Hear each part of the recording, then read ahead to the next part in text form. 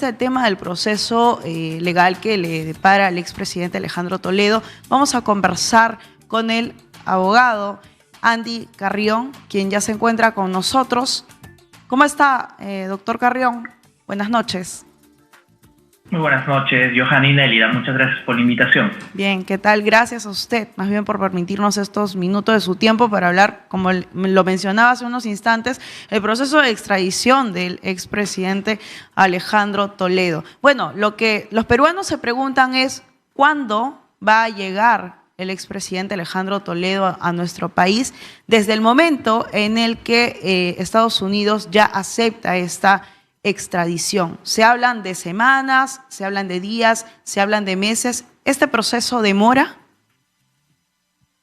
Bueno, ya estamos en una última etapa de la extradición que se inició incluso allá por el año 2019 en contra de Alejandro Toledo.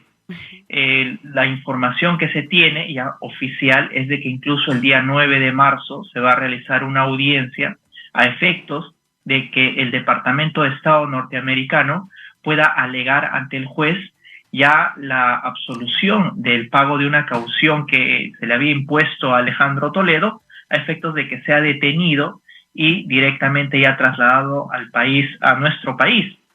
Sin embargo, teniendo ya como parangón la fecha del 9 de marzo, tendríamos aún que esperar algunos días adicionales a efectos de que se pueda, en coordinación con las autoridades peruanas, poder viabilizar el traslado de Alejandro Toledo al Perú. Eso quiere decir que de marzo no pasa. En marzo es como máximo el tiempo que debería estar el expresidente en nuestro país.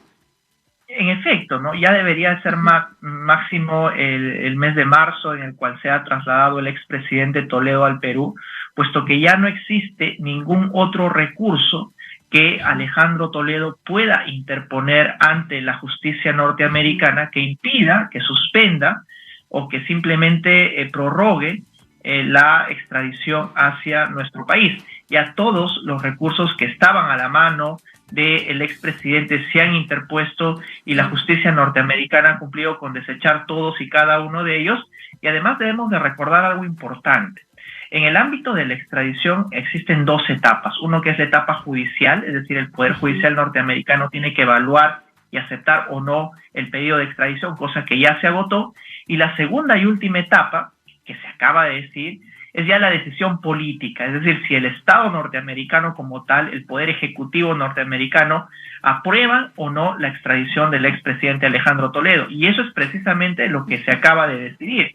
Es por ello que el Estado, el Departamento de Estado norteamericano es quien ya de forma activa está requiriendo al juez para que pueda ya liberarse esta caución que él ha pagado a efectos de que pueda ser trasladado a nuestro país. A ver, doctor Carrión, ¿cómo está? Buenas noches. Le saluda Nélida Maquera.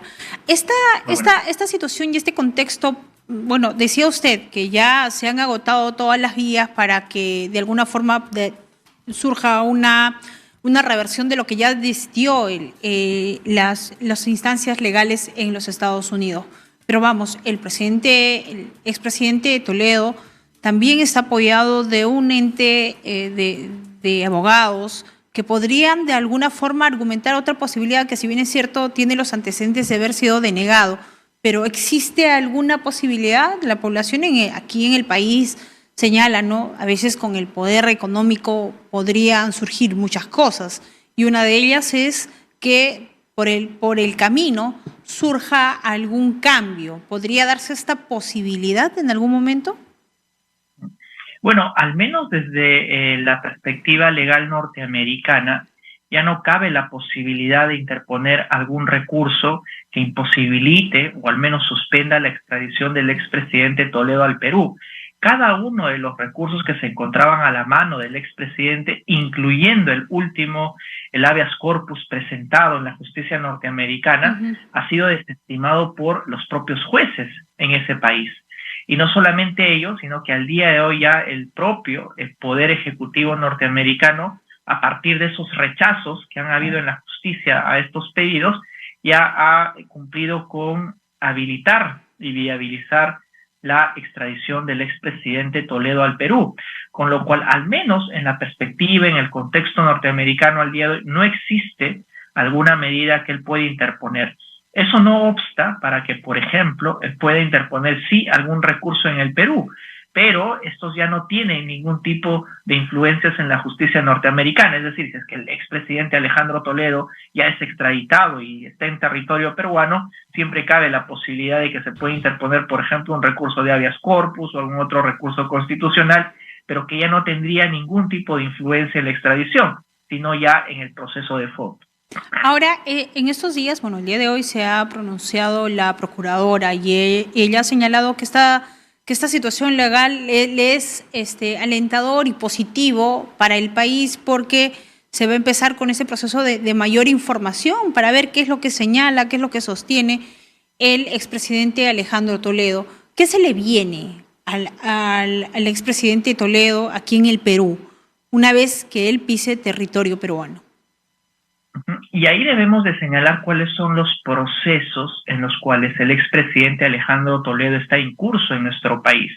Él tiene investigaciones, una de ellas, la más importante, vinculada al caso Odebrecht por las carreteras 2 y 3 de la interoceánica, y también tiene otro proceso del caso Ecoteva. Pero este proceso recién se encuentra en la justicia norteamericana, precisamente en el proceso del pedido de extradición.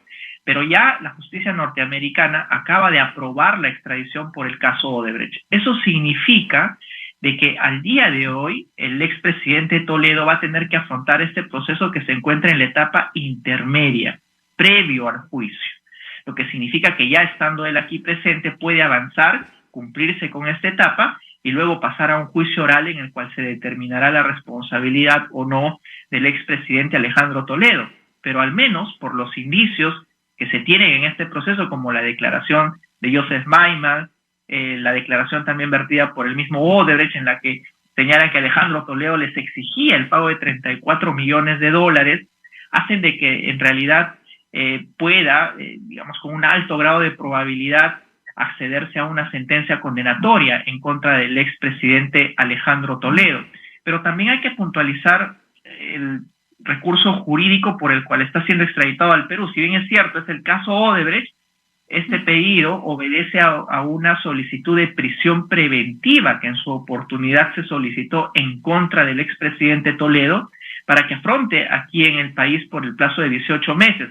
Veamos también, y ese es un punto importante, si es que durante el plazo de los 18 meses en el Perú, que de duración de la prisión preventiva, puede este caso avanzar de la manera más célere a efectos de ya lograr una primera sentencia, puede ser condenatoria o absolutoria, pero ya una decisión final al menos en una primera instancia. Doctor, bueno, mencionaba hace un momento de que, claro, quizás, digamos, no habría una salida por la vía legal a favor del expresidente Alejandro Toledo. Sin embargo, podría existir el riesgo de fuga. El expresidente podría fugarse de Estados Unidos. Recordemos que desde el año 2020 el expresidente viene cumpliendo arresto domiciliario, está con un grillete electrónico. Pero digamos que la Interpol debería estar alerta ante, digamos, una eventual fuga del expresidente. Es poco probable que el expresidente Toledo vaya a fugar de Estados Unidos, puesto que, como tú bien has señalado, al día de hoy está bajo vigilancia por el medio de los grilletes electrónicos, y eso hace de que el juzgado, quien impuso esta medida precisamente de vigilancia, tenga el control y la supervisión de la ubicación del propio expresidente. El expresidente Toledo también, por ejemplo, puede salir 4 horas al día de su domicilio, y es por eso que tiene que estar en un constante monitoreo de su propia ubicación. Y habiendo ya tomado la decisión el Poder Ejecutivo norteamericano de proceder a la extradición aceptada por parte de ellos al Perú, pues entonces los niveles de vigilancia también se elevan, se incrementan, con lo cual al día de hoy, ya estando pendiente una audiencia a realizarse el día 9 de marzo, habilitaría también tomar precauciones adicionales a efectos de que ante la inminencia del traslado al Perú se evite que el expresidente Alejandro Toledo pueda tomar alguna medida distinta a la que ha señalado el juez como proceder quizás a la fuga, pero Yo creo que al menos bajo el contexto ya de las decisiones últimas tomadas por el Poder Ejecutivo norteamericano, eso es muy poco probable. Sí, pero digamos, tenemos que ponernos en todos los escenarios. En un eventual escenario de que el expresidente se fugue, el proceso de extradición, de acuerdo al país al que iría, digamos, ¿podría complicarse aún más? Y entiendo perfectamente tu pregunta con un precedente, un caso concreto que también sucedió respecto al país de España, que es el de Inostroza Pariachi, ¿no? Que había iniciado el proceso de extradición, había sido aceptado ya por el país de España. Sin embargo, él, entiendo, finalmente fugó a Bélgica y no obstante haber tenido ya previamente una resolución aceptada por parte de la Judicatura española, no era ubicable, en este caso en concreto, el extraditable Inostroza Pariachi. Ese es un supuesto que también podríamos replicar en esta hipótesis que justamente se está ensayando de que qué pasaría si es que el expresidente Alejandro Toledo, por ejemplo, se fuga a Canadá o a México o quizás a un país europeo. Pues lo que tendría que suceder en este caso es que la propia justicia norteamericana tenga que actuar ya de manera proactiva, porque es la justicia norteamericana quien toma la decisión de extraditar al expresidente Alejandro Toledo, con lo cual, si es que él se encuentra, por ejemplo, refugiado en Canadá, lo que tendría que hacer ese país es primero poner bajo la supervisión de las autoridades norteamericanas, poner a disposición de las autoridades norteamericanas al expresidente Alejandro Toledo, para que sea la justicia norteamericana directamente quienes trasladen al expresidente al Perú, porque es la justicia norteamericana quien asumió esta competencia previa ya a una decisión judicial también abordada. Con lo cual, si se llega a jugar a algún país, no sé si limítrofe o quizás a otro país de Europa, pues quienes tendrían en este caso que viabilizar la extradición del expresidente Alejandro Toledo sería Estados Unidos de Norteamérica. Bien, y obviamente el país está muy atento, sobre todo a la extradición del expresidente Alejandro Toledo. Otro tema que también queremos abordar con usted es esta coyuntura social, política que atraviesa nuestro país con el encarcelamiento del expresidente Pedro Castillo y la solicitud que él ha desarrollado ahora a la Corte Interamericana de Derechos Humanos para solicitar su excarcelación. ¿Esta posibilidad tendría asidero? ¿La Corte podría interceder? ¿Le corresponde jurídicamente hablando este pedido del expresidente Pedro Castillo? Al menos al día de hoy, si uno trata de analizar las decisiones que ha tomado en el pasado la Corte Interamericana de Derechos Humanos, o en este caso si es una medida cautelar que entiendo ante esta instancia la ha interpuesto el abogado del expresidente, que sería la Comisión Interamericana de Derechos Humanos, no existe un precedente en el que hayan resuelto por la reposición de un presidente. Más aún cuando no existe todavía a nivel nacional una finiquitación de los trámites ordinarios, ¿no? Las instancias nacionales tienen que agotarse previamente a recurrir a una instancia internacional.